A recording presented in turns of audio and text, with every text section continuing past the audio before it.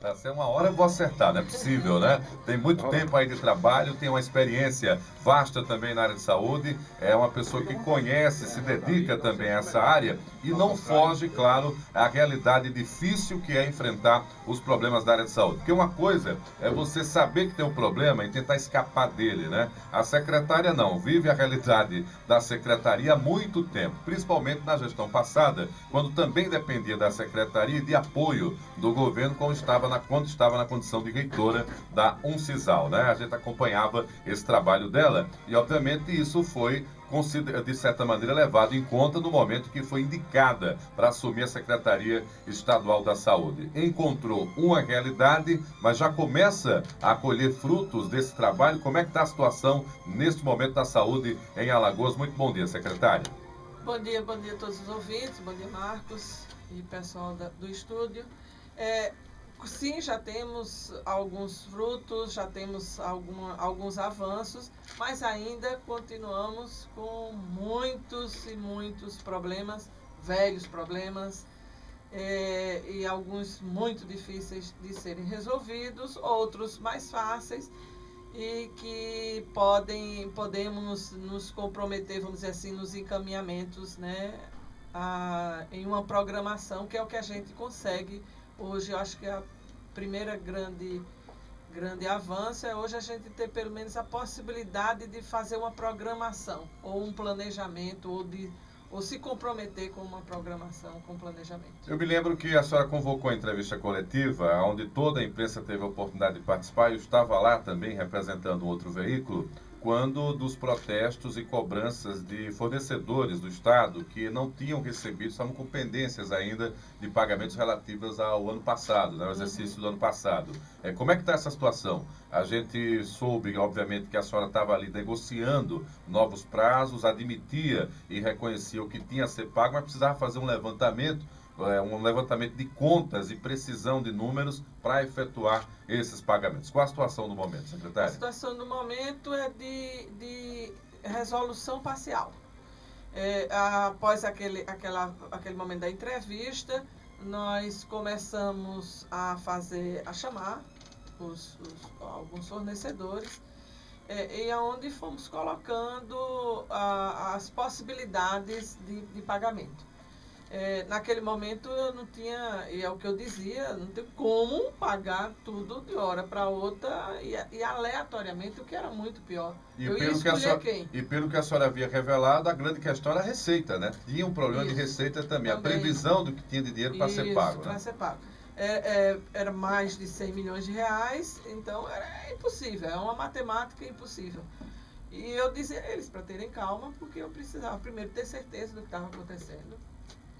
Teria que ser tudo auditado pela Controladoria Geral do Estado e que a seguir eu iria chamando-os. Como eles estavam muito cansados, porque tinham dívidas inclusive de 2013, de 2012, era coisa muito antiga, eles estavam muito cansados, se irritaram e não quiseram dar esse crédito de confiança ao trabalho da gente à frente da pasta. Bom, eu não tive outro jeito, eu não sei fazer o enfrentamento mesmo e dizer, não, vou pagar, e acabou, e vou fazer dessa forma. E um detalhe importante é que, mesmo tendo esse reconhecimento, o Estado precisa também dos fornecedores. Né? O mais importante é que são pessoas que dominam aí essa área, são experientes, têm os produtos com a qualidade que o Estado necessita, mas, obviamente, naquele momento de enfrentamento, algo tinha que ser feito. Algo tinha que ser feito. E aí passamos por esse segundo momento de dificuldade que você está falando, né? Que apesar de ter que fazer esse enfrentamento, aí você enfrenta uma outra situação, que é a falta de entrega, né? A falta de entrega de materiais e de produtos por conta do pacote, vamos dizer assim, né? E da pressão, porque é a forma de pressão que eles têm também. Então, nós começamos a fazer essa negociação após a liberação da Controladoria Geral do Estado. Ela foi liberando por lotes, e à medida que ela ia liberando os lotes, nós víamos quais as maiores necessidades, e aí também eu fui chamando pelos fornecedores que tinham assinado os contratos para um emergencial, porque naquele momento já existia um desabastecimento, desde o início, né? Só que era um desabastecimento ainda parcial e um desabastecimento que era assim, progressivo. Então, como já existia, a gente teve que fazer o emergencial e eu fui chamando para negociar esses fornecedores que tinham se comprometido a assinar o contrato. E isso foi sendo feito, continua sendo feito e a gente ainda vai fazer até o final do ano e até o ano que vem é quando eu acredito que a gente vai ir sanando realmente essa questão da dívida. Então quer dizer que o diálogo já houve, o que foi possível ser pago já foi pago, alguns produtos já estão sendo fornecidos, isso, mas ainda há pendências, a senhora reconhece essas pendências e obviamente aguarda a normalização. Isso inclui também a compra de medicamentos ou a gente está falando apenas de insumos relacionados à saúde? Eu falo isso... Os dois, Marcos. Eu falo isso porque eu estou aprendendo um pouco também com o linguajar da saúde, né, convivendo com a sua assessora, a jornalista Regina Carvalho, né? O que é insumo é o que é usado no dia a dia. Isso. E o que é o medicamento também é usado no dia a dia, mas é a droga propriamente dita para combater a doença. Mas hoje, o insumo é o intermediário, né?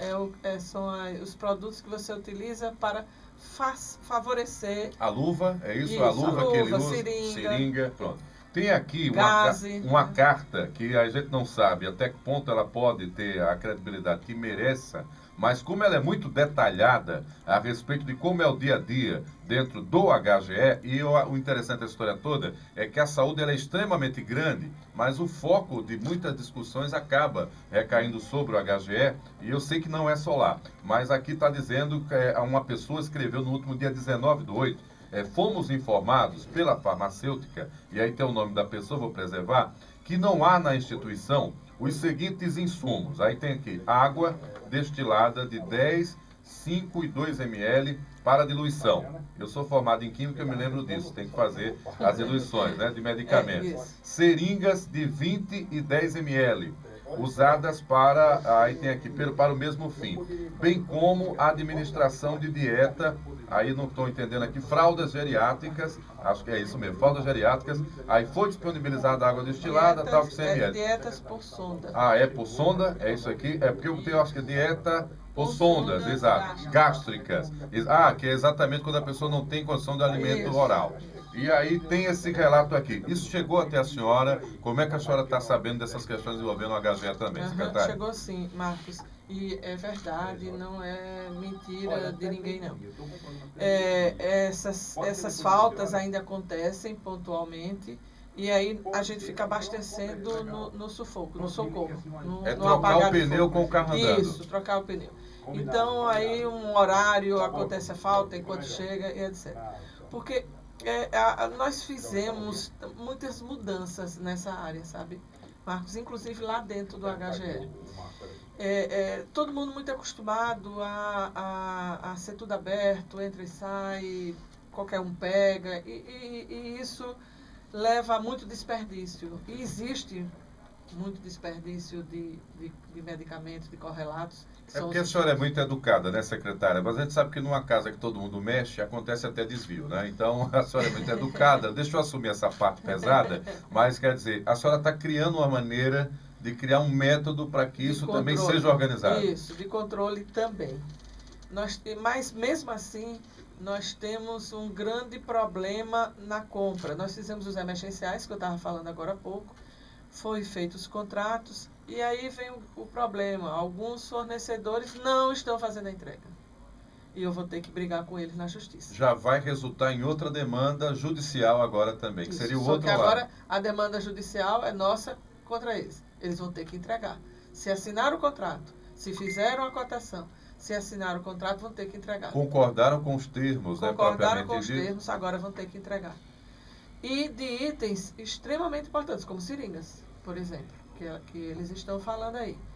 Então, se eu não recebo as seringas da compra grande que foi feita, então o que é que eu posso ficar fazendo? Fazendo compra pequena. Então, é aquela história de você em casa, quando falta 1 quilo de açúcar, aí você vai na venda da esquina comprar 1 quilo de açúcar. Antes da feira do mês, você fica complementando na esquina. Complementando. Né? E, para isso, nós temos um limite legal que é de R$8.000. Então, eu só posso fazer essas pequenas compras até R$8.000. E aí você fica fazendo compra de pequenas quantidades. E isso gera só um fornecimento e um abastecimento parcial. Então, num hospital como a HGE, que aí vem a outra questão, que vem batendo recorde de atendimento. Agora, em julho, foram mais de 17 mil atendimentos no mês de julho. Anteriormente, foi quase 20 mil. A média histórica do HGE é de 11, 12 mil. Então, se eu saio de 11, 12 mil para 20 mil, é quase o dobro. É quase o dobro, com certeza. Então, eu vou gastar, proporcionalmente, quase o dobro do que eu já gasto. Então, é mais um fator dificultador para esse abastecimento frágil que a gente está vivendo. Fora isso, nós fizemos também a mudança na estruturação da distribuição. Terceirizamos a empresa, já existia o contrato na CESAL, era um contrato que não era ainda operacionalizado, não era ainda executado, nós pegamos o contrato e estamos fazendo ele ser executado, e aí foi terceirizada a distribuição, a guarda e a distribuição dos produtos. Bom, a empresa entrou e foi fazer um inventário. O inventário que teria que ser certificado por uma empresa certificadora, né?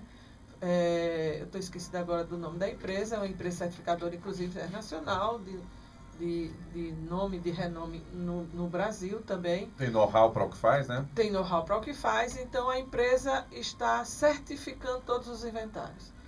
Só que com isso acabou a parte dos inventários, mas com isso também provocou lacunas.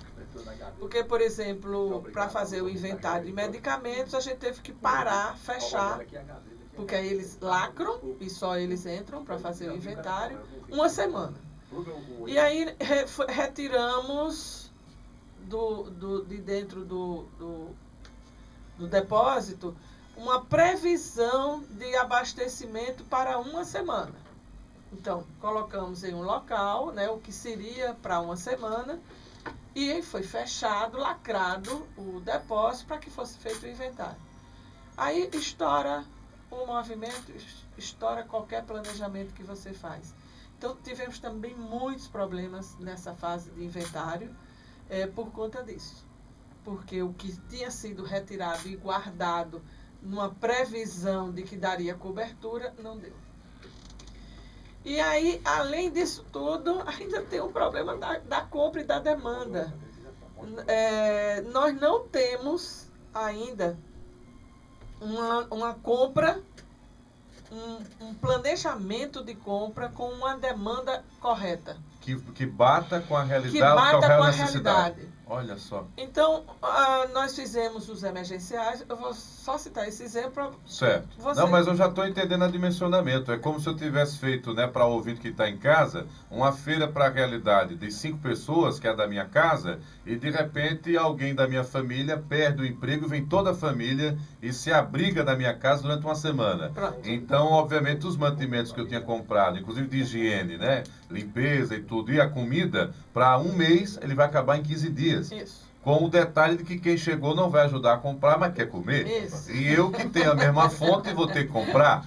E, obviamente, eu vou ter que sair comprando, né, de forma fracionada para tentar dar conta daquela realidade. Quem comia 3 pães, só vai comer 2 ou 1 e olhe lá. Não é? Então, quer dizer, para o ouvinte entender, é isso que está ocorrendo. A senhora está tendo que arrumar a casa dessa maneira. E algumas pessoas... É exatamente isso, seu raciocínio. Gostou? Não vou nem explicar mais. É por aí. E aí, algumas pessoas estão dizendo, mas você já está há 8 meses e ainda não conseguiu? Não, não consegui não. Porque é grande, todo dia tem gente tendo demanda de atendimento. Distribuímos, tem a farmácia básica, tem a farmácia excepcional, tem a farmácia hospitalar, distribuímos para os municípios.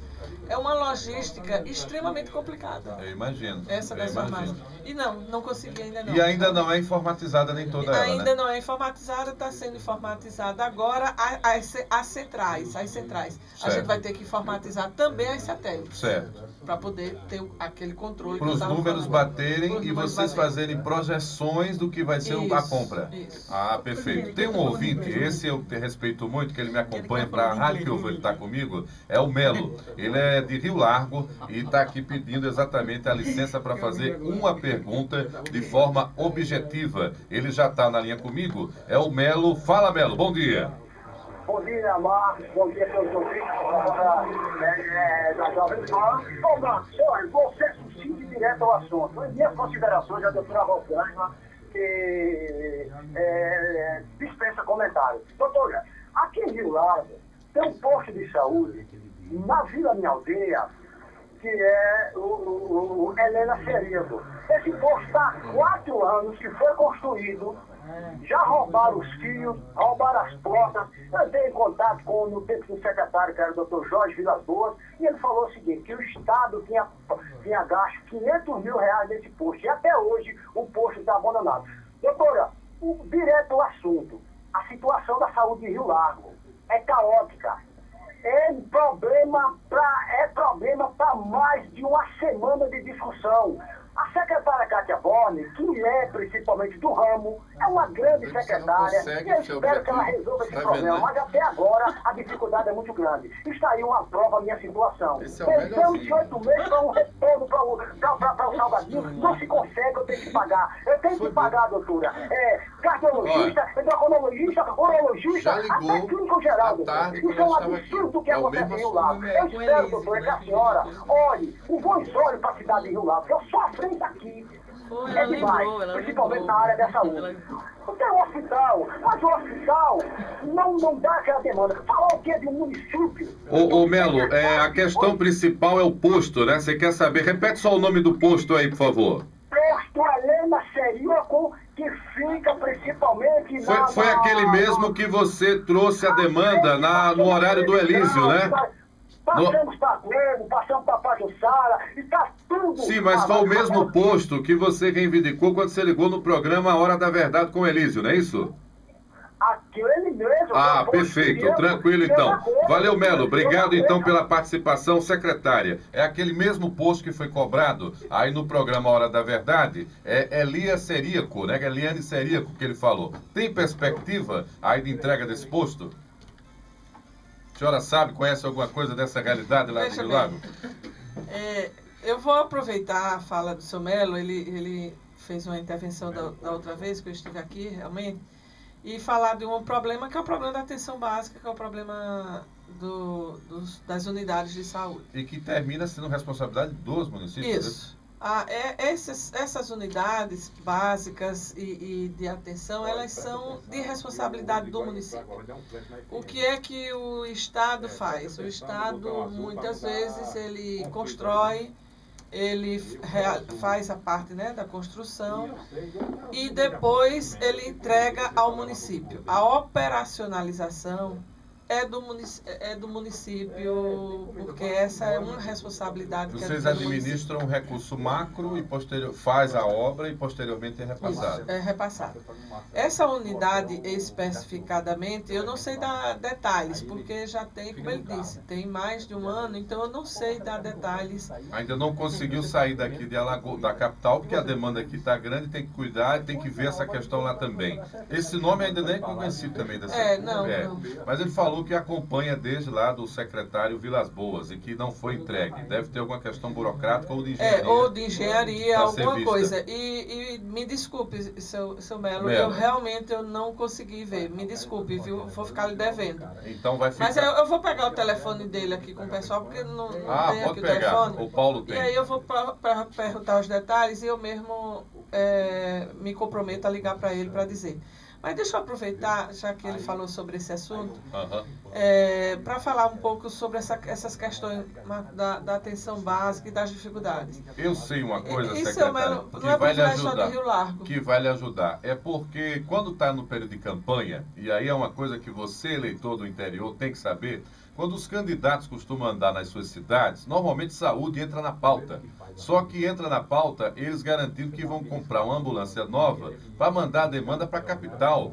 Enquanto que, na verdade, o problema da demanda de saúde, ela é descentralizada, o Sistema Único foi descentralizado, é como a palma da mão, cada dedo tem uma função. A mão principal é o Estado, mas cada dedo é o que acontece nos municípios, cabendo ao Estado o atendimento de alta complexidade. O que vai vir como demanda para o HGE é o que não teve condição de ser atendido no interior.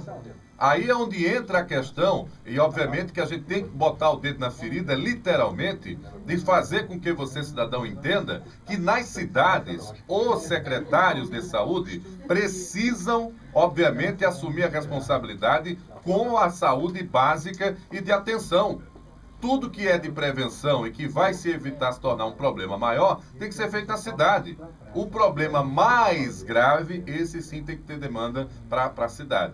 É por isso que quando fica fila e superlotação no HGE, sobra para a secretária Rosângela. Porque lá é uma unidade aberta, ninguém vai ser mandado embora. Pelo contrário, ela acolhe do jeito que é possível e aí é onde geram as fotos e os fatos, até internacionais, secretária. É por aí o raciocínio? É exatamente, Marcos, é exatamente por aí.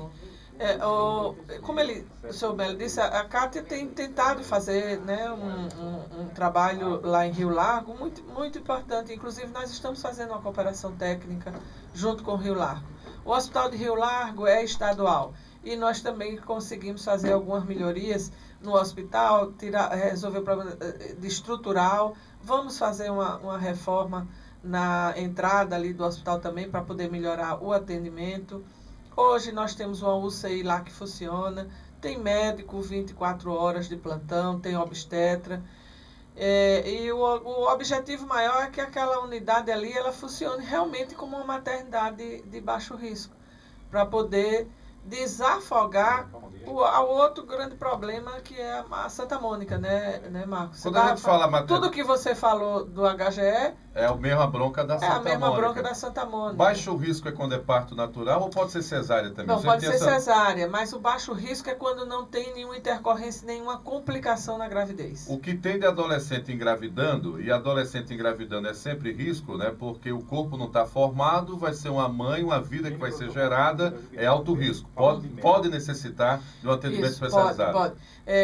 Mães diabéticas, ou que tem outro problema, cardiopatia, que tem doença do coração, que tem doença... Idade avançada, isso tudo são gestações de alto risco. Que é detectada mesmo assim no acompanhamento de pré-natal na cidade, se for o caso. Isso, o pré-natal tem que ser feito na cidade. É atenção básica isso. A atenção básica é a porta de entrada, é a referência. Por isso que é uma das minhas cruzadas nesse momento, que é a gente fazer uma revisão e fazer funcionar a atenção básica. Esse é o ponto crucial, Marcos. Enquanto a gente não conseguir fazer isso, avançar com a atenção básica, a saúde vai eternamente ficar recebendo essas críticas que a gente ouviu aqui. Que nada funciona, que é isso e aquilo. Porque, bem, na verdade, não é bem assim. Não é?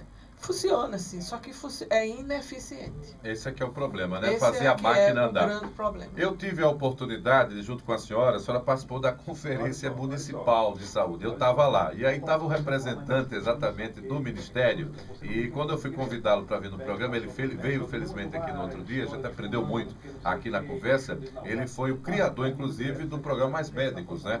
Do Brasil. De secretário, agora eu estou sabendo de tudo, se prepare quando a senhora for lá no estúdio. Ele também colocou que a grande questão no Brasil, e ele faz sempre uma relação com o Canadá, porque no Canadá o cidadão recebe, inclusive por SMS, a aplicação dos produtos, né, que estão sendo feitos nos investimentos na área de saúde. E que o grande e grave problema do Brasil é que exatamente ele sabe que existe a demanda, sabe que existe o programa para atender aquela demanda, mas não sabe confirmar se aquela demanda foi feita, foi atendida. Ou seja, no final das contas, o nosso problema ele também é humano, né? Ele é administrativo na ponta onde acontece. A senhora também reconhece isso? Esse é o seu desafio, tentar fazer com que as coisas aconteçam na ponta, para que quando o problema venha, se evite que o problema se avolume e chegue até a porta da secretaria, por exemplo? Esse é um dos problemas, né? Eu não concordo que esse seja a única questão. O principal. Ou o principal. porque a voz do Ministério, para o Ministério é fácil ter essa fala e dizer isso. Quando o grande problema também é o desfinanciamento e o subfinanciamento da saúde, que é o papel do Ministério da Saúde que ele não cumpre. Então, hoje, a saúde está nas mãos pesadamente dos municípios. Nós temos aqui em Alagoas alguns municípios que chegam a colocar 30% do seu fundo, do seu financeiro, na saúde. E isso inviabiliza qualquer prefeitura, qualquer prefeito. E vou citar um exemplo, Arapiraca coloca 31%. Isso é inviável para qualquer administrador pegar 30% da sua fatura, né, para colocar só numa área. E por quê? Acontece isso por conta do subfinanciamento do Ministério da Saúde. Ele cria os programas, mas quem tem que gerenciar são os municípios. Joga no colo dos municípios e do Estado. E quando o SUS foi implantado e os programas de saúde da família, vinha 100% era bancado pelo Ministério da Saúde. Eu me lembro disso. Aí teve o momento da virada, que era exatamente para os municípios assumirem. Isso. Aí agora, os municípios entram com 50%. Porque também veio as reivindicações salariais, a categoria médica, o piso salarial no Programa de Saúde da Família. Então, hoje, o que o Ministério da Saúde repassa é em torno de 50%. E isso é um grande problema para a execução da atenção básica também. Eu entendo. Olha, para você que ligou o rádio agora, são 10 horas e 10 minutos, aqui 10 e 10, aqui comigo na Jovem Pan, no Supermanhão Ponto Alto da Notícia, a secretária estadual de Saúde, Rosângela Uchomiska. Olha, as perguntas podem ser repassadas para o Paulo Rocha, ele está ali com o desafio de filtrar, porque, lamentavelmente, a gente não sabe ser objetivo no momento de fazer a pergunta. E aí vai a divagação, vai relembrar e tal. A gente precisa da pergunta direta para facilitar exatamente o raciocínio e saber se tem uma resposta positiva, sim ou não, e quando pode ser feito, né? E mesmo assim ainda pode não ser, porque como ela está dizendo, é muita responsabilidade para pouco dinheiro, né? O corpo é grande e o lençol cada vez mais curto, ainda mais no ano aí de cortes também de subvenções para várias áreas da administração pública, inclusive a área de saúde. Para a gente sair do assunto HGE e, obviamente, avançarmos, secretária, para outras possibilidades do seu trabalho que já estão dando certo, ou pelo menos caminhando para funcionar cada vez melhor, o que é que a gente diria sobre o HGE? O HGE ainda sofre com essa demanda desorganizada que vem do interior, ou isso também já está sendo reduzido? As áreas de atendimento, área vermelha, área azul, como é que está essa parte de funcionamento do HGE? Eu pergunto isso porque, para mim também, a exceção é que eu conheço um pouco Arapiraca e conheço também a unidade de emergência lá. Aqui é a maior. Eu nunca tinha entrado numa unidade com essa dimensão. Uma vez eu fui para São Paulo e a gente passou próximo ao Hospital das Clínicas, né? Uhum. E ele é uma quadra inteira. É gigantesco, é uma cidade lá dentro. Funciona como se fosse uma cidade. E eu fiquei olhando, poxa, o HGE é a metade desse prédio, ou perto da metade, e a gente tem tantos problemas. Imagina aí dentro. Vamos falar do HGE para a gente avançar para outras áreas, porque o governo tem uma propaganda na televisão a respeito do atendimento cardíaco. Eu queria que a senhora rendesse também hoje nessa entrevista. Mas em relação ao HGE, o que é que a gente pode dizer para o ouvinte no tocante ao atendimento? Eu sei que ainda não é o ideal, mas está próximo, caminha para o ideal, de acordo com o que a senhora está vendo lá? Sim. Eu acredito no Hospital Geral do Estado. É o hospital mais importante do estado de Alagoas, entre todos. Ele vinha sendo trabalhado. Ele entrou em um programa que é o programa SOS Emergência do Ministério da Saúde. E com isso foram feitas capacitações, orientações. E ele passa por um controle mensal de pessoas do Ministério da Saúde que vêm e que fazem, vamos dizer, uma fiscalização todo mês aqui no estado. E para ele poder caminhar dentro desse programa, obrigatoriamente ele tinha que instituir algumas premissas administrativas. Algumas vinham sendo já implantadas e esse ano nós enfrentamos quatro dessas premissas que estamos sim já com resultados. A primeira, na neurologia, foi a unidade do acidente vascular cerebral, que nós implantamos, é a única unidade no estado exclusiva para o AVC, né, que todo mundo conhece mais. Então, esse caso, a ocorrência no interior, diagnosticado no hospital do interior, que há um problema com essa gravidade, é um atendimento de alta complexidade, vem para Maceió. Certo. Aí, aqui, ele vai ser submetido aos exames, e aí a possibilidade de ser feita a medicação, que é um trombolítico, né, que é um remédio que dissolve coágulo. Certo. Fazer o sangue tentar circular normal. E se não resolver totalmente, minimizar, ou seja, diminuir os efeitos e as sequelas que a pessoa teria. Então, esse é um serviço, nós já realizamos 8 trombólises, todas com sucesso, ou parcial ou total, e nenhum óbito até agora. Está dando certo, então. Isso. É uma boa notícia. É uma boa notícia e vamos manter. A unidade está toda estruturada, é multiprofissional, tem médico, enfermeiro, fisioterapeuta, fonoaudiólogo, terapeuta ocupacional, quer dizer, técnico de enfermagem. É uma equipe multidisciplinar e toda organizada. Bom, a segunda frente foi a história do infarto. Nós tínhamos uma realidade que os usuários do SUS, que no estado de Alagoas 87% das pessoas são totalmente dependentes do SUS, não tinham acesso a fazer angioplastia primária. O que é isso? Você tem um infarto ou uma suspeita de infarto, teria que vir para o HGE. Tudo bem, lá é o local. Lá tem uma unidade torácica exatamente para receber esse paciente, que é um tipo de UTI. Então, você vem para o HGE e, anteriormente, o que é que fazia? Era feito tratamento clínico, ficavam as sequelas do infarto e, posteriormente, os pacientes eram encaminhados ou para a Santa Casa ou para o Hospital do Açúcar para fazer o cateterismo e aí ver se faria cirurgia, o que é que poderia fazer. E isso levava a uma quantidade de sequelas muito grande, porque as pessoas podem desenvolver insuficiência cardíaca.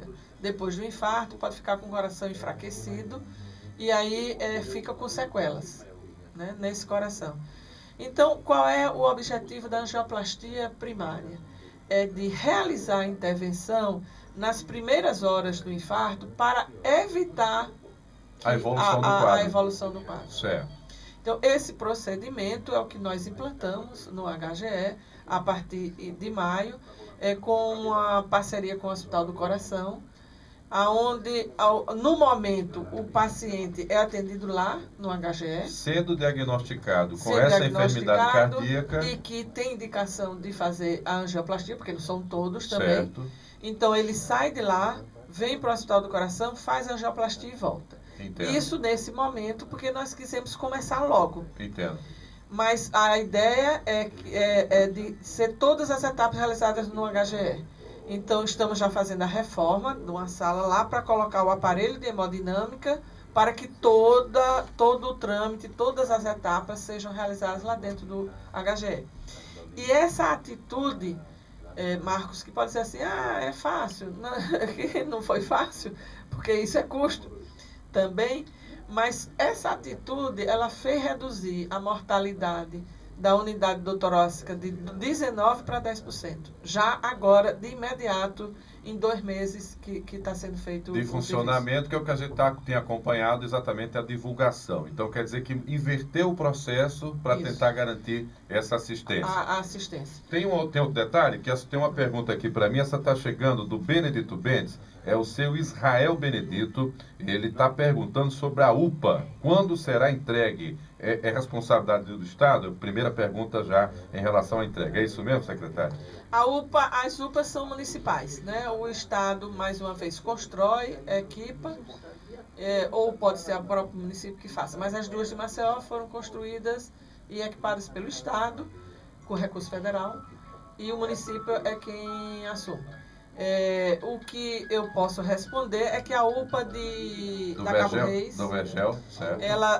a previsão é de inaugurar até setembro. Porque depois de feito isso, tem que ver como é a seleção do pessoal, Isso, e aí como que a tá responsabilidade é do município, ele quem tem que Está viabilizar. sendo tudo feito. A Eles fizeram uma pactuação com a empresa aí, né? Com a empresa, né? Já foi feito o contrato e já está lá, já encaminhamos. Então, setembro é a previsão de abertura da UPA Cabo Reis. Daqui a pouco. A UPA do Tabuleiro, do Benedito Benedito Bentes, a previsão é até novembro.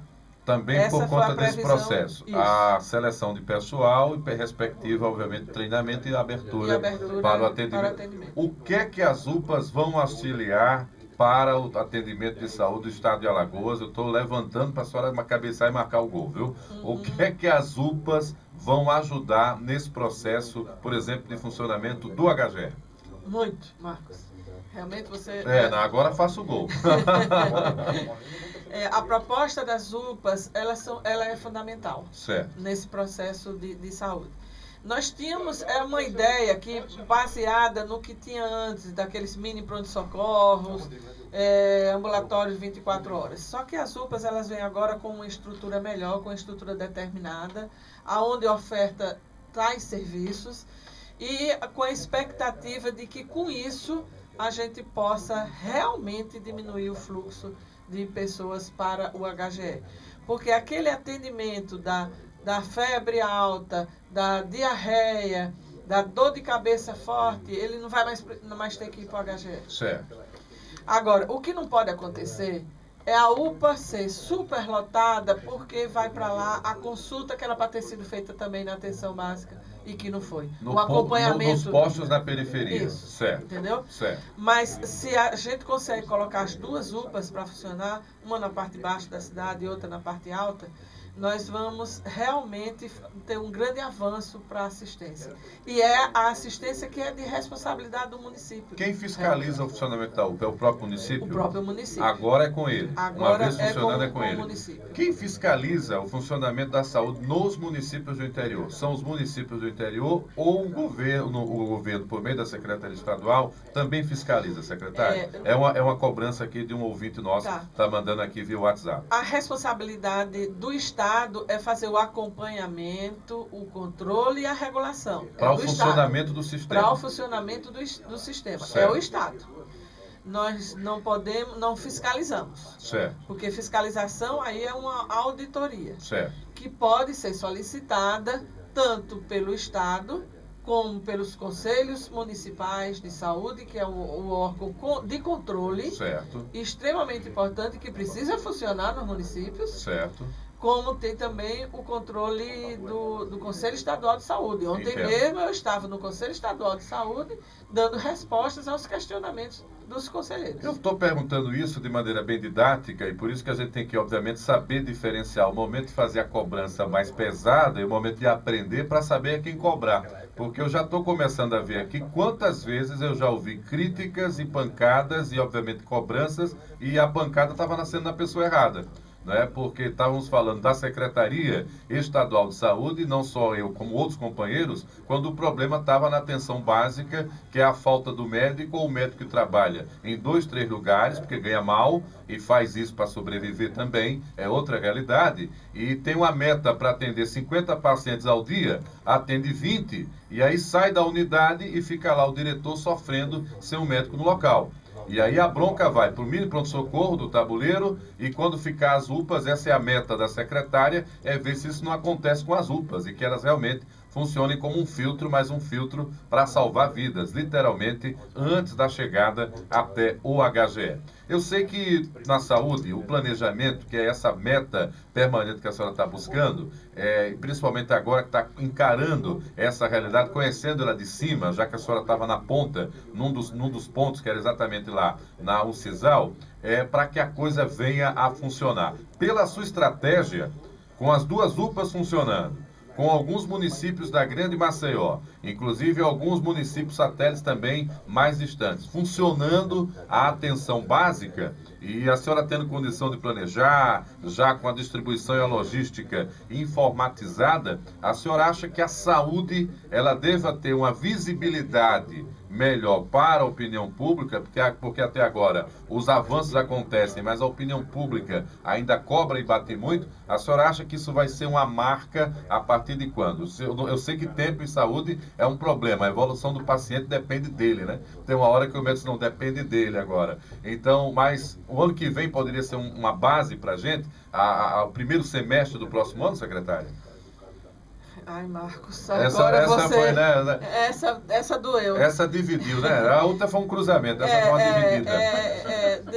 Deixa eu ver aqui como é que eu lhe respondo. Veja bem, nesse histórico que você fez aí, tem uma coisa também importante, que é um outro trabalho que nós estamos fazendo, que é de regionalização dos serviços. Certo. Porque a gente pode, nas regiões de saúde, alocar... O estado é dividido em regiões. Em regiões de saúde, são 10 regiões de saúde. Aquele município que é um pouco mais carente, junto com outros, eles vão ser atendidos num base. Eles podem realizar alguma coisa da linha de cuidado da saúde, até a média complexidade e até a alta complexidade. Essa é uma das ideias, né, de regionalizar, que é de levar para as regiões. Vou dar um exemplo. Lagoa da Canoa é perto de Arapiraca. Então, entre um paciente que tem uma alta complexidade lá, vir direto para Maceió e falecer no caminho, vai para Arapiraca. Poderia ir para Arapiraca. E já é, mas deixa eu lhe dar um outro exemplo, que é de uma região mais distante. Por exemplo, a 10ª região, que pega ali Delmiro, Piranhas, Matagal, minha região. Água Branca. Ah, é? Pronto. Esse é o sertão, vai. Pronto.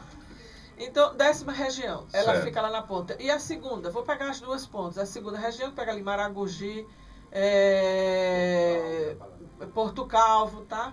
São as duas regiões mais distantes. Extremos, né? E mais abandonadas, vamos dizer assim, da questão de planejamento de saúde. Então, o que é que a gente precisa fazer nessas regiões? Nós já fomos lá, já discutimos e estamos fechando uma pactuação por região. Nós vamos transformar os hospitais de referência em hospitais regionais, para que a gente possa colocar mais complexidade neles. Esse é o próximo passo, secretário? Esse é o passo que já está andando. É grana nossa ou é grana do Ministério da Saúde? Dos dois lados, né? Grana nossa, é um compromisso do governador, é um compromisso que o governador, desde o início, me colocou como proposta, tarefa dele, e ele está fazendo, vai fazer das tripas coração. Como Nessas reuniões de planejamento com todos os secretários, uma das missões que cabe à saúde é essa? É essa, a regionalização. E é o que ele diz, fazer funcionar o que já existe. Certo. Então, e cobrar de quem precisa ser cobrado. Sim, sim. Então, quando a gente colocar, então a gente está com uma previsão, por isso que eu parei para pensar aqui nesse prazo que você está pedindo, porque a previsão da gente fazer isso é de 3 anos. Né, o planejamento. E inclusive de colocar até serviço de hemodiálise nessa região, porque eu não sei se você sabe, Marcos, mas as pessoas saem lá de Delmiro, lá verdade. Meia-noite, 1h da manhã, para chegar onde tem os serviços, para fazer a hemodiálise, para voltar não sei que horas, para no outro dia começar tudo de novo. Tudo de novo, exatamente. Eu vejo isso e acompanho exatamente essa realidade. É uma realidade cruel. Eu sei que o tempo ele depõe contra nós, mas eu queria exatamente que essa conversa fosse didática para ganhar a sua confiança para voltarmos em outras oportunidades. E aí a Regina vai fazer essa ponte a depender da demanda da própria secretaria. Mas eu queria exatamente que a senhora deixasse essa mensagem para o ouvinte aqui da Jovem Pan, do Supermanhã, do nosso horário, que é o horário da manhã. É exatamente isso. A saúde ela está sendo cuidada. Claro que ainda não está como o ideal, que é o que a senhora planeja, mas há um caminho para isso. Essa é a mensagem que eu tenho que passar para o ouvinte da Jovem Pan? Há um caminho, sim, Marcos. E enquanto eu aqui estiver, estarei com esse objetivo, olhando para os indicadores, olhando nessa visão macro do estado de Alagoas e das necessidades, né? A gente não teve tempo de falar da cardiopatia Fique à vontade. congênita. Sim, a das crianças, crianças. Pode ficar à vontade. Então, deixa eu só falar rápido, porque eu acho que é muito importante falar sobre Teve muita matéria sobre isso também. Muita matéria, tive muita mídia. Logo que eu assumi, a gente teve que correr com uma criança. Teve um caso. Porque as crianças ficavam no TFD, ou nem estavam ainda no TFD, ainda nem tinham acesso, e também completamente abandonadas. E nós fizemos um contrato também para que essas crianças pudessem ser assistidas, foram atendidas, foram todas equacionadas das necessidades, as que não precisavam de cirurgia, as que precisavam de cirurgia mais rápido e as que precisavam de esperar para ter o tempo certo para fazer a cirurgia. E com isso, os procedimentos começaram a ser realizados, as cirurgias nós encaminhamos para Pernambuco, principalmente, e hoje nós estamos realizando já a primeira cirurgia cardiopediátrica em Alagoas. Então, eu fico, assim, nem sei lhe expressar, porque é tão desesperador você ter um filho doente que você não, e a pressão é grande, né, secretária? Isso mobiliza toda a sociedade. Toda a sociedade. Eu sei que a senhora tem essa responsabilidade, e obviamente desde o seu juramento, e poucas pessoas sabem da sua história ligada à saúde, a sua busca por formação, a formação ideológica, inclusive, né? A secretária Rosângela, ela tem um compromisso com a saúde que vem desde a juventude e, obviamente, vão-se aí alguns anos, mas, obviamente... Não, nem tanto também. Mas, obviamente, lutando por essa causa, né, secretária? E, às vezes, na hora da crítica, as pessoas acabam esquecendo que as pessoas que assumem algumas funções o fazem também porque se prepararam a vida toda para esse momento. Eu sei que para quem costumava, de certa maneira, fazer um diagnóstico, acompanhar um paciente ou um grupo de pacientes e agora acompanha todo o estado de Alagoas, quer dizer, somos todos pacientes nessa história, aumentou a sua responsabilidade. Mas uma vida que a gente poupe é uma vida que vai ser, obviamente, uma história que será contada para todo sempre. Eu sei que a luta é essa, eu sei que ela é difícil e também sei que quando as pessoas ligam, estão nos ouvindo agora, mas Marco, você devia ter emprestado a secretária. Rapaz, ela precisa de saúde também para trabalhar. Porque se eu ficar aqui realmente toda hora... Eu já vivo imprensada. Já vivo imprensada, né? Eu sei pelo estado de nervos da assessoria. Acho que imprensada inclusive por mim mesma. Eu sei por causa do estado de nervos da assessoria. Foi lutar boxe, coitada. Entendeu? Então, quer dizer, é uma pressão grande. Então, a gente precisa ir ganhando exatamente nesse momento a ideia de fortalecê-la também na secretaria, mas passar a ideia para quem está em casa de que não é uma coisa sem dono, porque do modo que a gente fala e do modo que a gente cobra e como vinha sendo cobrado de outros governos, parece que está tudo sem dono e não é. A senhora trabalha em torno de 12 horas por dia, é isso, secretária? Fala um pouco dessa rotina. Às vezes até mais, às vezes eu saio 9 horas da noite lá da secretaria. Chegando Pode 7, passar 8 lá horas, que meu né? carro está ali na porta. Pois é, então é uma realidade que as pessoas não sabem, é resolver no papel, é demanda, é telefonema e, obviamente, assumindo às vezes, para cobrir e tentar salvar vidas, a responsabilidade que é de outras pessoas no interior do estado. A grande questão é que a gente entenda que o cidadão merece saúde com respeito, precisa ser respeitado, precisa também fiscalizar a saúde, é por isso que o SUS tem um número aí também de ouvidoria e você tem que pressionar no seu município para que a saúde também funcione e tentar entender que nessa máquina que é extremamente complexa, cada um tem as suas responsabilidades. Em nome da Jovem Pan e, obviamente, da audiência do nosso programa, eu quero agradecer a sua presença, desejar sucesso na caminhada e que a gente possa, independente do prazo, já que o planejamento é para 3 anos, mas quem sabe, até o próximo semestre do ano que vem, a gente está fazendo aqui um balanço bem mais positivo do que seria esse atendimento. Até uma próxima oportunidade e sucesso na caminhada, secretária. Obrigada, Marcos. Obrigada. Bom dia a todos os ouvintes. E mais uma vez, assim, eu me coloco à disposição porque acho que essa é uma obrigação do secretário que está dando resposta, está falando com a população. Eu vou combinar com a sua assessora, Regina Carvalho, competente jornalista, para em casos pontuais, a gente com 5, 3 minutos, até por telefone, de onde a senhora estiver, a gente já responde alguma demanda imediata, tá ok? À disposição. Até uma próxima. Bom dia a todos. São 10 horas e 32 minutos, eu conversei 10 e 32, meu filho. Eu conversei com a secretária estadual de saúde, Rosângela Wichomiska, acertei no final, pelo menos fiquei perto.